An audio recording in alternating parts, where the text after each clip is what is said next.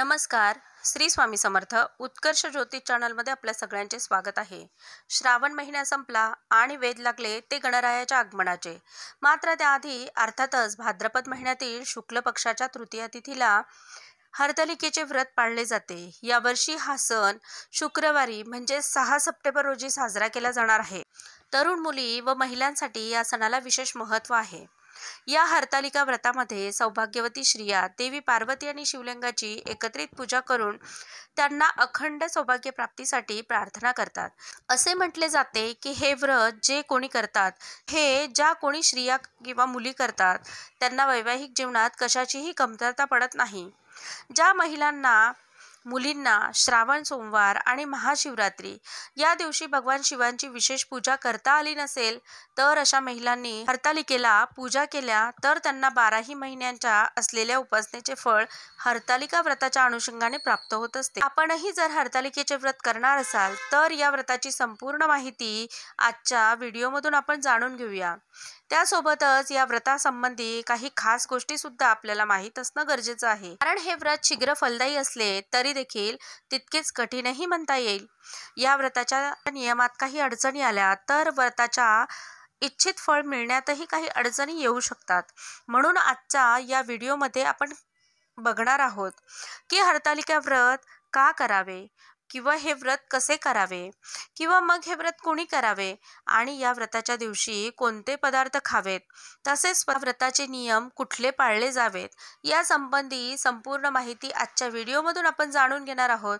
परंतु त्याआधी आपण जर माझ्या चॅनलला सबस्क्राईब केलं नसेल तर ते आज अवश्य करा. आणि हो, सोबतच माझे व्हिडिओ आवडत असतील तर लाईक आणि शेअर करायला सुद्धा विसरू नका. यंदा 2024 मध्ये हरतालिका हे व्रत 6 सप्टेंबर रोजी आहे. या व्रताच्या दिवशी दिवसभर उपवास करून दुसऱ्या दिवशी म्हणजे 7 सप्टेंबरला हा उपवास सोडावा. पंचांगानुसार तृतीया तिथी 5 सप्टेंबर रोजी 12:21 सुरू होणार असून ही तिथी 6 सप्टेंबर रोजी 3:01 असणार आहे. उदय तिथीनुसार 6 सप्टेंबरला शुक्रवारी हरतालिका व्रत केले जाईल. सकाळी 6:02 पासून ते 8:33 एकूण 2 तास 31 मिनिटांचा हा पूजनाचा मुहूर्त असेल. ब्रह्ममुहूर्त म्हणजे 4:30 पासून 5:16 असणार आहे. त्यानंतर ज्या कोणाला अभिजित मुहूर्तावर पूजा करायची असेल, अभिजित मुहूर्त साधून घ्यायचा असेल, त्यांनी सकाळी 11:54 पासून ते 12:44 पूजा करण्यास हरकत नाही.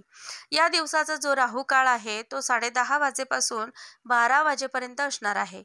ज्योतिषशास्त्रानुसार या हरतालिकेच्या दिवशी रवी योग आणि शुक्ल योग तयार होत आहेत, ज्यामुळे या दिवसाला विशेष असे महत्त्व प्राप्त झाले आहे. या दिवशी चित्रा नक्षत्र असून हे नक्षत्र देखील अतिशय उपयुक्त असेच आहे आणि तितकेच महत्त्वाचे देखील आहे. रवी योग असणार आहे 9:25 पासून 7 सप्टेंबरला 6:02 गणपती बाप्पांच्या आगमनाच्या आधी म्हणजेच भाद्रपद महिन्याच्या तृतीया तिथीला हरतालिकेचे पूजन केले जाते, अशी परंपरा आपल्या शास्त्राने घालून दिलेली आहे. हरतालिका म्हणजे जिला नेले आहे ती आणि आली म्हणजे सखी. पार्वती मातेला भगवान शिवांच्या प्राप्तीसाठी सखी घेऊन जातात. ज्या पार्वती मातेला तप करून भगवान शिवांना प्राप्त करून घेण्यात सहाय्यभूत होतात.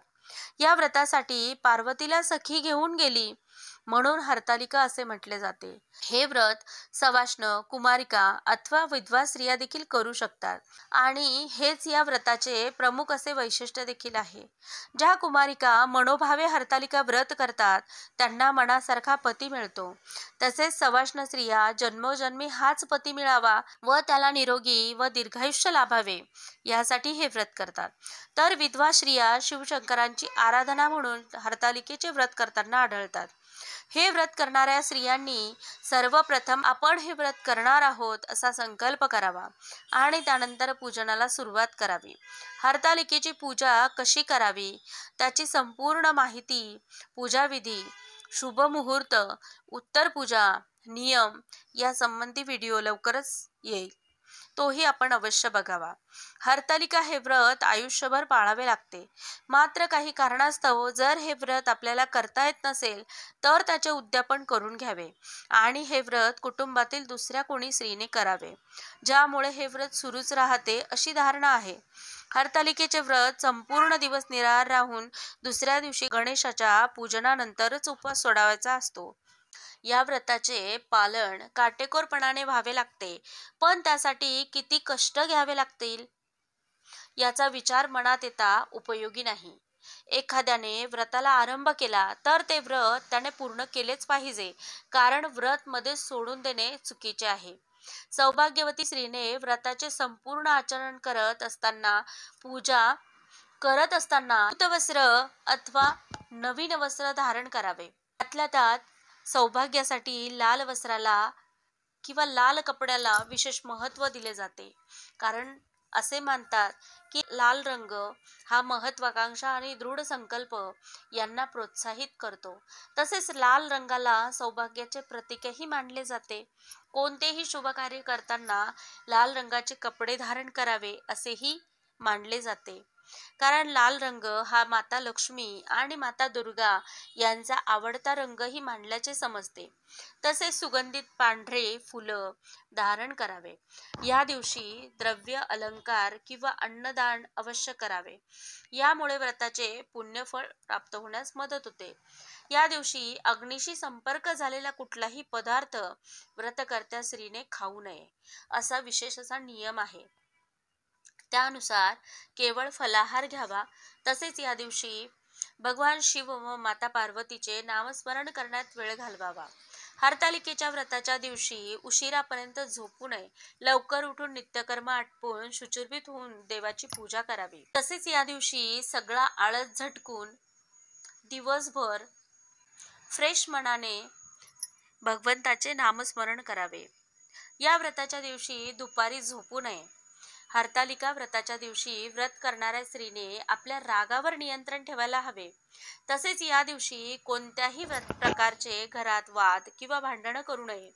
व्रत करताना तुमचे मन शांत असावे. उपवास करताना लहान मोठ्या सर्वांचा आदर करावा. या दिवशी कुणालाही अपशब्द बोलता कामा नये, ज्यामुळे समोरच्या व्यक्तीचे मन दुखावले जाऊ शकते. तसेच महिलांनी आपल्या पतीशी देखील भांडण करू नये किंवा अपशब्द वापरू नये. गरोदर महिलांनी सर्वांचा आदर करावा. या दिवशी कोणालाही अपशब्द बोलणे टाळावे, ज्यामुळे समोरच्या व्यक्तीचे मन दुखावले जाऊ शकते असे वक्तव्य करू नये. गरोदर महिलांनी हे व्रत करताना झेपेल तसे करावे. खूप कठीण व्रत असले तरी व्रत मोडण्याचा सल्ला दिला जात नाही. दूध फळे खाऊन हा उपवास तुम्ही ठेवू शकतात, मात्र डॉक्टरच्या सल्ल्यानुसार. हरतालिकेची पूजा अतिशय महत्त्वाची मानली जाते. त्यामुळे या दिवशी जर मासिक धर्म असेल, अडचण असेल तर महिलांनी पूजा करू नये. तसेच या दिवशी उपवास धरावा अतिशय महत्त्वाची मानली जाते. त्यामुळे या दिवशी जर मासिक धर्म किंवा मासिक पाळी असेल, अडचण असेल किंवा सोयरसुतक असेल तर अशा दिवशी उपवास धरावा, मात्र पूजन करू नये आणि ठरलेल्या वेळेनुसारच दुसऱ्या दिवशी हा उपवास सोडावा. अशा महिलांनी मानस पूजा करावी. हरतालिकेची कथा ऐकून पूजेचे पूर्ण फळ प्राप्त करावे. परंतु चुकूनही धार्मिक मान्यतेनुसार एकदा का हरतालिका व्रताचा संकल्प घेतला असेल तर तो मध्ये सोडता येत नाही याचीही काळजी घ्यावी. ह्या व्रत करणाऱ्या महिलांनी रात्री जागरण करावी. रात्रीच्या 4ही प्रहरात शिव पार्वतीची पूजा केल्यास लवकर फळ मिळते असे मानतात. हा 16 शृंगाराचा उत्सव असतो, म्हणून या दिवशी विवाहित महिलांनी 16 शृंगार करूनच शिव पार्वतीचे पूजन करावे. यामुळे भगवान शिव व माता पार्वती प्रसन्न होतात आणि सर्व मनोकामना पूर्ण करतात. या दिवशी रात्रभर झिम्मा, फुगडी, टिपऱ्या, गोफ यासारखे खेळही खेळून जागरण करता येते. हरतालिकेची कथा ऐकून आरती करून 12 नंतर आणि दुसऱ्या दिवशी उत्तर पूजा करून उपवास सोडावा. धन्यवाद. श्री स्वामी समर्थ.